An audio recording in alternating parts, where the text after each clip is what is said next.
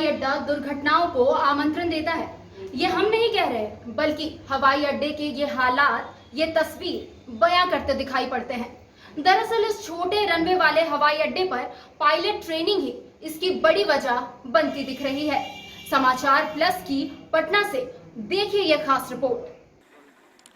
हम इस वक्त मौजूद हैं पटना के जयप्रकाश नारायण अंतर्राष्ट्रीय हवाई अड्डे पर, और ये पटना का जयप्रकाश नारायण अंतर्राष्ट्रीय हवाई अड्डा है जहां से रोज 70 फ्लाइट के करीब देश के अलग अलग राज्यों के लिए यहाँ से 70 फ्लाइट जो है वो उड़ानें भरती हैं। यात्रियों की इतनी ज़्यादा यहाँ पर संख्या है कि उन्हें टिकट नहीं मिल पाता है। लेकिन आपको जानकर यह हैरानी होगी कि यह अंतर्राष्ट्रीय हवाई अड्डा कई मानकों को पूरा नहीं करता है। एक तो यहाँ का रनवे जो है वो काफ़ी छोटा है, और जब भी आप फ्लाइट यहाँ से टेक ऑफ करता है या फिर फ्लाइट जब यहाँ लैंड करता है तो आपको अचानक एक झटका यहाँ महसूस होगा। इसके अलावा जो सबसे महत्वपूर्ण बात है वह यह है कि यहाँ पर पायलट के ट्रेनिंग की भी व्यवस्था की गई है। यानी एक तरफ जो डोमेस्टिक जो उड़ानें हैं, हवाई जहाज़ भी उड़ता है, और दूसरी तरफ पायलट जो है वो यहाँ पर प्रशिक्षण भी लेते हैं। पायलट को यहाँ पर प्रशिक्षित भी किया जाता है, जो कहीं न कहीं से हादसों को निमंत्रण देता है। रनवे पर खड़े और आसमान में उड़ते ये जहाज हमें हमेशा लुभाते हैं, लेकिन पटना हवाई अड्डे से यात्रा करना अब एक डर का माहौल बनाने लगा है। ये डर उन ट्रेनी पायलट की वजह से बनने लगा है जो पैसेंजर फ्लाइट के दौरान भी अपने हवाई जहाज को उड़ाने की ट्रेनिंग में मशगूल रहते हैं, और दूसरी तरफ बिहार सिविल एविएशन भी सुरक्षा मानकों को लेकर लापरवाह दिखता नजर आता है। आलम यह है कि टेक ऑफ और लैंडिंग के वक्त जहाज और यात्री सुरक्षित रह जाएं तो ये उनकी किस्मत। यात्री भी जान जोखिम में डालकर यहाँ से यात्रा करते हैं। दुर्घटना की संभावना तो डेफिनेट है ही, लेकिन वो सुरक्षा कर्मी किस हिसाब से चला रहे हैं और डिपेंड करता है उन पर। हाँ, वो बहुत रिस्क है, इतना सेफ्टी भी नहीं है, क्योंकि यहाँ से उतर के यहाँ सीधा बाहर ही आ जाते हैं, तो फर्क है। झटका स्पाइस जेट में तो आया अभी, लेकिन काफ़ी झटका देता है। एयर एशिया या इंडियन एयरलाइंस में, चाहे इंडिगो में आते हैं, ऐसा झटका नहीं आता। झटका लगा कि ये हो जाएगा, क्रैश हो जाएगा, ऐसा झटका मजा। गौरतलब है कि आधुनिकीकरण की बाढ़ जो रहा पटना हवाई अड्डा अपनी लंबाई चौड़ाई को लेकर भी चर्चा में रहा है।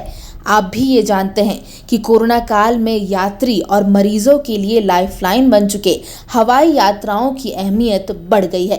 ऐसे में पटना हवाई अड्डे पर जो असुरक्षा का माहौल बनता जा रहा है वो हमें अब डराने लगा है। आंकड़े भी बताते हैं कि पटना हवाई बहुत सुरक्षित नहीं रहा है। हवाई अड्डे के आसपास पहले भी हवाई दुर्घटनाएं हो चुकी हैं।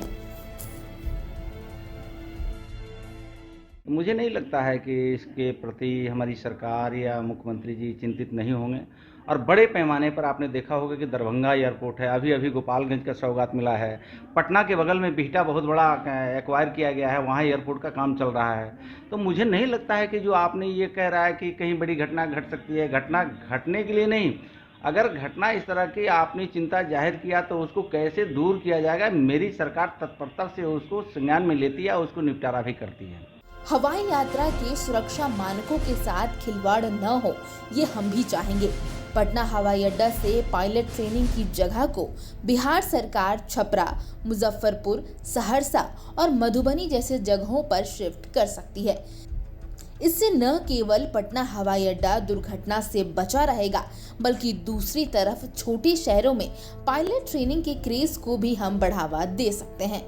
बहरहाल पायलट ट्रेनिंग को लेकर पटना हवाई अड्डे पर जो सुरक्षा मानकों के साथ खिलवाड़ किया जा रहा है और जिस तरीके से बिहार सरकार ने अपनी आंखें बंद रखी है, ऐसे में समय रहते नहीं चेते तो पटना हवाई अड्डे पर एक बार फिर किसी बड़ी दुर्घटना से इनकार नहीं किया जा सकता है।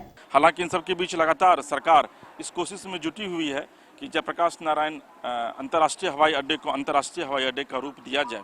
लेकिन इन सबके बावजूद अगर आप पटना के इस हवाई अड्डे से अपने सफ़र की शुरुआत करते हैं तो निश्चित तौर पर आप यकीन मानिए कि आप अपने जान को जोखिम में डाल रहे हैं। पटना से सहयोगी रंजित और कैमरा पर्सन प्रभात के साथ एसके राजीव, समाचार प्लस। समाचार प्लस, खबर वही जो हमने कही।